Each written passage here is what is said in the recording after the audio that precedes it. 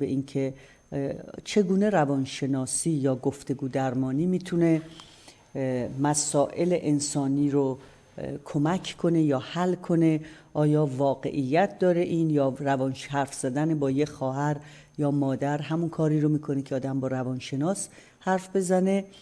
والا روانشناسی بد فکر میکنم علاوه بر این که مفیدتر از گفتگو با خواهر مادر نیست، بلکه مضر هم هست. روانشناسی بد، روان درمانی و روانکاوی و روانشناسی مسئولانه تغییرات بسیار جدی و مهم در فرد به وجود میاره و این کار ناپذیره. ولی این نوع روانشناسی و روانکاوی چیست؟ بسیار بسیار اهمیت داره. کار روانشناس این نیست که در دنیای تخیلات خودش تعبیرهایی از زندگی مراجع کنه و سر ضرب پیشنهاداتی بکنه.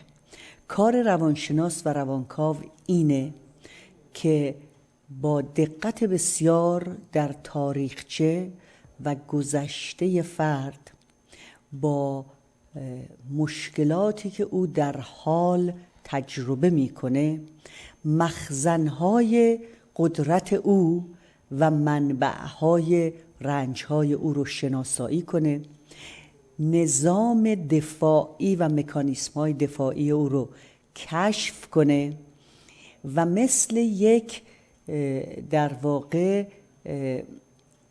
کوهنورد ماهر از اون توانمندی‌های فرد استفاده کنه و بر ضعف‌های او به تدریج فائق بیاد تا در یک جایی از این کوهنورد تازه‌کار و ناوارد با اطمینان به این که راهی که تاکنون طی کرده به دست خود او طی شده و بقیه راه رو هم خواهد توانست طی کرد، ضعف‌های خودش رو شناسایی کنه و بر اونها مسلط بشه، توانمندی‌های خودش رو شناسایی کنه و بر اساس اون توانمندی‌ها گام‌های مثبت‌تر و سالمتری رو به سمت آینده‌ای که خودش دلش میخواد به اصطلاح جلو ببره. در کار روان درمانی خوب تعبیرها از حدس و گمان روانشناس بیرون نمیاد، بلکه از ادراکات نوینی بیرون میاد که شخص خودش به اونها میرسه و در واقع کار روانشناس اینه که سیستم مقاومت‌های ناسالم مراجع رو شناسایی کنه و ببینه چرا او نمیتونه واقعیات تلخ زندگیش رو ببینه و در این واقع بینی برای اونها علاجی بیندیشه.